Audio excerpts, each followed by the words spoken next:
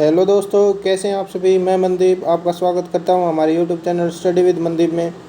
तो देखिए दोस्तों, जैसे कि हमने हमारी हरियाणा जीके की टॉपिक वाइज सीरीज स्टार्ट कर रखी है। आज उसके अंदर हमारा टॉपिक है महत्वपूर्ण पुस्तकें और उनके लेखकों के बारे में, मतलब कि कौन सी पुस्तक किसके द्वारा लिखी गई है और उसका लेखक कौन है। आज हम ये डिस्कस करने जा रहे हैं।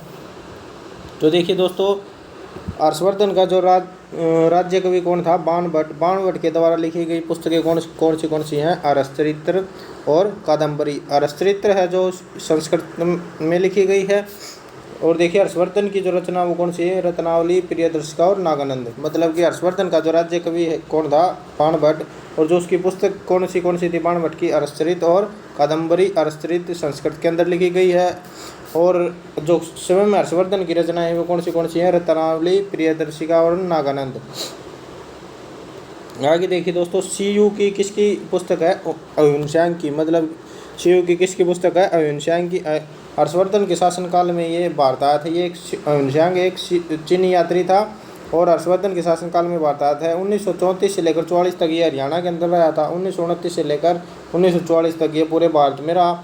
इसे यात्रियों का राजकुमार भी कहते हैं। मतलब कि जो अहिंसांग है इसे यात्रियों का राजकुमार कहते हैं। ये हर्षवर्धन के शासनकाल में भारत आया और 634 से 644 तक हरियाणा के अंदर रहा। सीयू की पुस्तक किसने रचना की? इसे यात्रियों का राजकुमार भी कहते हैं। कश्मीरी कवि कल्लन की रचना, मतलब जो राजतरंगिणी है वो किसकी रचना है? कश्मीरी कवि कल्लन की जो रचना है राजतरंगिणी, ये एक संस्कृत का ग्रंथ है। इसका अर्थ है राजाओं की नदी। मतलब कि जो कश्मीरी कवि कल्लन की जो रचना उसका क्या नाम है? राजतरंगिणी। संस्कृत का ये ग्रंथ है। इसका जो अर्थ होता है वो क्या होता है? राजाओं की नदी। आगे देखिए दोस्तों, अष्टाध्यायी किसके द्वारा लिखी गई है? पाणिनि के द्वारा। और महाभाष्य पतंजलि, मतलब महाभाष्य किसके द्वारा लिखी गई है? पतंजलि के द्वारा। पतंजलि शुंग के शासनकाल में थे। मतलब जो शुंग वंश के शासन के समकालीन पतंजलि थे। इन्होंने पुष्यमित्र शुंग का अश्वमेध यज्ञ भी सफल करवाया था। मतलब जो पतंजलि थे उन्होंने जो पुष्यमित्र शुंग का अश्वमेध यज्ञ संपन्न करवाया। शेषनाग का अवतार माना जाता है। इनके गुरु कौन थे? व्याकरणाचार्य पाणिनि इनके गुरु थे। मतलब कि जो पतंजलि के गुरु कौन थे? व्याकरणाचार्य पाणिनि के गुरु थे। देखिए दोस्तों, महाभाष्य की रचना किसने की है? पतंजलि ने। पतंजलि शुंग वंश के शासनकाल में थे। उन्होंने पुष्यमित्र शुंग का अश्वमेध यज्ञ संपन्न करवाया था। इन्हें शेषनाग का अवतार माना जाता है। जो पतंजलि के गुरु कौन थे? व्याकरणाचार्य पाणिनि के गुरु थे। आगे देखिए दोस्तों, चंद्रवरदाई की जो कविता वो चंद्रवरदाई की जो रचना वो कौन सी है? पृथ्वीराज रासो। पृथ्वीराज रासो हिंदी में लिखा गया एक महाकाव्य है। मतलब जो चंद्रवरदाई की जो पुस्तक पृथ्वीराज रासो है वो हिंदी के अंदर लिखी गई है। इसके अंदर सम्राट पृथ्वीराज चौहान के जीवन और चरित्र का वर्णन किया गया है। मतलब कि जो ये किताब है पृथ्वीराज चंद्रवरदाई की, जो पृथ्वीराज रासो जो किताब है उसके अंदर पृथ्वीराज चौहान के जीवन और चरित्र का वर्णन किया गया। वीर रस पर आधारित ये किताब है। पृथ्वीराज चौहान का राज्य 1165 से लेकर 1192 के बीच तक दिल्ली के अंदर था। चंद्रवरदाई पृथ्वीराज चौहान का दरबारी कवि था। तो देखिए दोस्तों, पृथ्वीराज रासो जो वो हिंदी के अंदर लिखी गई है और किसके द्वारा लिखी गई? चंद्रवरदाई के द्वारा। इसके बाद इसमें किसके बारे में बताया गया? पृथ्वीराज चौहान और उसके जीवन चरित्र के बारे में।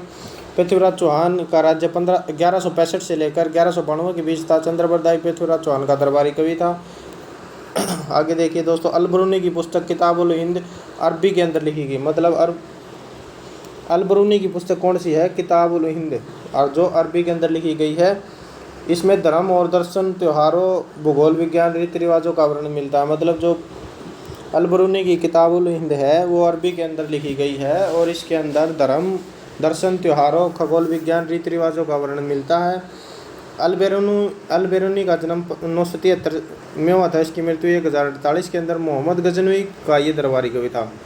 मतलब जो अल-बेरूनी था वो मोहम्मद गजनवी का दरबारी कवि था। ये मोहम्मद गजनवी के साथ भारत आया था। भारत और श्रीलंका की यात्रा इसने कब की थी? 1017 से लेकर 1020 के मध्य इसने भारत और श्रीलंका की यात्रा की थी। अल-बरूनी की पुस्तक कौन सी है? किताबुल हिंद। ये अरबी के अंदर लिखी गई है। इसमें धर्म और दर्शन, त्योहारों, खगोल विज्ञान, रीति रिवाजों का वर्णन है। अल-बरूनी का जन्म 973 के अंदर हुआ और मृत्यु इसकी 1048 के अंदर मोहम्मद गजनवी का ये दरबारी कवि था। भारत और श्रीलंका की यात्रा इसने कब की? 1017 से 1020 के मध्य। पंडित मांगेराम इनकी जो रचना है वो कृष्ण जन्म और दुष्यंत शकुंतला। मतलब पंडित मांगेराम की जो रचना है वो कौन सी है? कृष्ण जन्म और दुष्यंत शकुंतला। पंडित मांगेराम का जन्म सिसाना सोनीपत के अंदर हुआ था। और पंडित लक्ष्मीचंद, ये लक्ष्मीचंद के शिष्य थे। मांगेराम किसके शिष्य थे? लक्ष्मीचंद। इनका पालन पोषण पाणची गांव में हुआ था, क्योंकि ये इनके बाद में इनके नाना जी ने गोद लेने के बाद इनका जो पालन पोषण है वो पाणची गांव में हुआ था। और इनका जन्म कहाँ हुआ था? सिसाना सोनीपत में इनका जन्म हुआ था। और इनकी मृत्यु कब हो गई? 16 नवंबर 1967 को इनकी मृत्यु होगी। पंडित मांगेराम का संबंध कहाँ से है? सिसाना सोनीपत से। और इनके जो रचना हो कृष्ण जन्म और दुष्यंत शकुंतला इनकी रचना है। लक्ष्मीचंद के ये शिष्य थे। इनका पालन पोषण पाणची गांव में हुआ था, क्योंकि इनके नाना जी ने इन्हें गोद ले लिया था। इनका निधन 16 नवंबर 1967 को निधन हो गया पंडित मांगेराम का। आगे देखिए दीपचंद की जो रचना कौन सी? राजा भोज सांग किसका है? दीपचंद की रचना है। आगे देखिए पंडित लक्ष्मीचंद, द्रौपदी चीरण सांग पंडित लक्ष्मीचंद का है। पंडित लक्ष्मीचंद की रचना कौन सी है?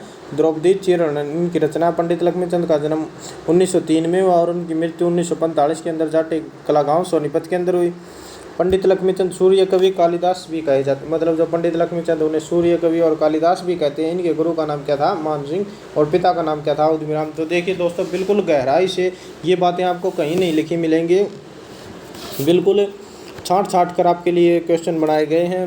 मतलब एग्जामिनर कितना भी गहराई से पूछ ले लेकिन आपका क्वेश्चन गलत नहीं होने देंगे दोस्तों। पंडित लक्ष्मीचंद की रचना कौन सी है? द्रौपदी चीरण। पंडित लक्ष्मीचंद का जन्म कब हुआ था? 1903 के अंदर। मृत्यु 1945 के अंदर जाटे कला गाँव सोनीपत में इनका जन्म हुआ था। इन्हें सूर्य कवि और कालिदास भी कहते हैं। इनके गुरु कौन थे? मान सिंह थे। इनके पिता का नाम क्या था? उदमीराम।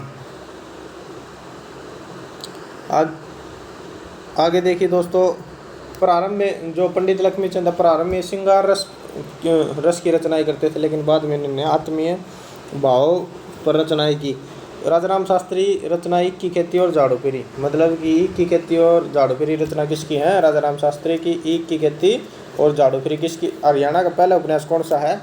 वो भी झाड़ू फिरी है। हरियाणा पहला उपन्यास कौन सा है? झाड़ू फिरी। लेखक कौन है? राजाराम शास्त्री। राजाराम शास्त्री की दूसरी अन्य रचना कौन सी है? ईख की खेती। सीप के मोती और टूटते बंधन किसकी रचना है? हेमराज निर्गम की रचना है। सीप के मोती और टूटते बंधन हेमराज निर्गम की रचना है। आगे देखिए दीपचंद जो ब्राह्मण है इनकी जो रचना कौन सी है? नल दमयंती नाटक और राजा भोज। दीपचंद ब्राह्मण की रचना कौन सी है? नल दमयंती और राजा भोज इनकी रचना है। तुलसीदास शर्मा की रचना कौन सी है? श्याम सतसई। खुशीराम शर्मा की है युद्ध चरित्र। मतलब तुलसीदास शर्मा की रचना कौन सी है? श्याम सतसई। खुशीराम शर्मा की रचना कौन सी? युद्ध चरित्र। रूपनारायण चंद्रा की रचना फूल और कांटे। रूपनारायण चंद्रा की रचना कौन सी है? फूल और कांटे। आगे देखिए उदय भानुवंश इनकी रचना कौन सी है? देशा में देश हरियाणा। उदय भानुवंश की रचना, ये हरियाणा पहले राज्य कवि हैं उदय भानुवंश। इनका जन्म 1926 में मुजफ्फरगढ़ पाकिस्तान में हुआ था। उनकी मृत्यु 2019 को हिसार के अंदर हुई। मतलब कि जो उदय भानुवंश हैं इनकी रचना है देशों में देश हरियाणा। और ये हरियाणा के पहले राज्य कवि हैं। इनका जन्म 1926 के अंदर मुजफ्फरगढ़ पाकिस्तान में हुआ और इनकी मृत्यु 2019 को हिसार के अंदर हुई है। देखिए दीप कमल सहारण दिल बदल हरियाणा राजनीति की स्वर्ण जयंती। जो दीप कमल सहारण है इनकी रचना कौन सी है? दिल बदल हरियाणा राजनीति की स्वर्ण जयंती दीप कमल सहारण की रचना है। आगे देखिए संत गरीबदास इनकी रचना बीजक है। ये संस्कृत का साहित्य है। मतलब जो संत गरीबदास की जो रचना है वो कौन सी है? बीजक। और ये जो बीजक है ये संस्कृत का एक साहित्य है। इनका जन्म 1717 में चुंदानी झज्जर के अंदर हुआ और इनकी मृत्यु 1778 के अंदर हुई। मतलब जो संत गरीबदास है उनका जन्म कहाँ हुआ? चुंदानी झज्जर के अंदर 1717 के अंदर और मृत्यु 1778 के अंदर हुई। इनकी रचना कौन सी है? बीजक, जो संस्कृत साहित्य के अंदर है। श्रीधर की रचना कौन सी है? श्रीमद् भगवत टीका। मतलब जो श्रीधर की रचना है वो कौन सी है? श्रीमद् भगवत टीका। पंडित विद्यानिधि की रचना कौन सी है? भगत फूल सिंह चरित्रम किसकी रचना है? पंडित विद्यानिधि की। भगत फूल सिंह चरित्रम किसकी रचना है? पंडित विद्यानिधि की।